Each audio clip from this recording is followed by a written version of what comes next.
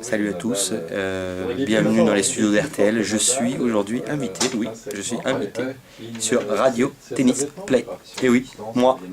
Donc on est dans les studios d'RTL, Radio Tennis Play, c'est une radio, une espèce de spécialiste de tennis qui est dirigée par Christophe Taureau, qui tient cette caméra dans la main au moment même où je suis filmé. C'est aussi lui qui écrit, il vous fait coucou, c'est lui aussi qui écrit le blog Jeux décisifs sur Yahoo. Donc c'est un collègue, bon il n'est pas aussi doué que moi évidemment, mais on évolue plus ou moins dans la même sphère, alors on se renvoie la balle. Et aujourd'hui on va se renvoyer la balle dans les studios avec Jean-Paul Lotte et Julien Pichenet, deux autres grands spécialistes du tennis. Julien Pichenet pas trop, mais on l'invite parce qu'il est sympa. Donc on va vous montrer un peu le backstage de tout ça, et puis vous pourrez évidemment aller voir l'émission sur le site de Tennis Play. Un petit mot sur le tennis à la télévision cet été, c'est toujours un mystère, car on devrait savoir ça très vite. Live streaming. Ou live streaming, site oui, russe. ça va plutôt être ça. En tout cas, on devrait savoir ça très vite quand même, parce que le premier ATP 500, c'est Hambourg le 16 juillet prochain. Ensuite, ouais. Ensuite il y a Washington fin juillet, et puis il y a les deux Masters.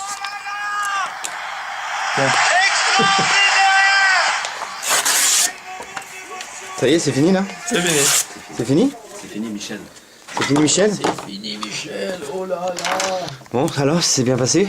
C'était la dernière, c'était bien passé, tu trouves? Écoute, c'est pas mal. Regardez sur Yahoo, sur le blog, sur Jeux décisifs.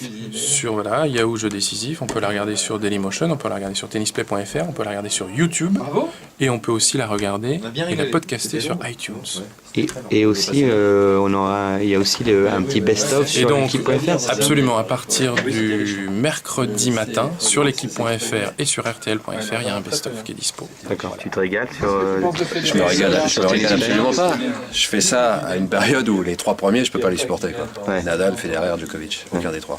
Donc Murray, t'adores. Il faudrait garder Tennis Play, faire un petit voyage dans le temps. On est en 87, il y a McEnroe, il y a Connors, il y a Lecomte et tout ça. Et là, ce serait formidable. Et on se serait battu. Tu vis dans le passé en fait. Totalement. D'accord. Je suis totalement ringard et passéiste et nostalgique. Et vintage. Voire même mélancolique. Tennis Play, il faut que ça prenne maintenant beaucoup d'ampleur parce qu'il y a beaucoup de choses intéressantes qui s'y disent. Il y a des intervenants extérieurs de très haut niveau. Ouais. Ceux qui sont là en permanence essayent de faire pour le mieux, pour tenir la route, mais il y a des mémoires ici.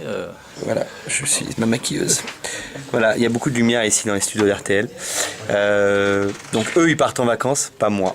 Nous, ça continue. Hein, donc rendez-vous dans quelques jours pour... Ah non, moi je pars pas en vacances. Hein. Pour des critiques, une interview, plein de choses. Enfin, plein de choses, comme vous en avez l'habitude. Allez, à très bientôt.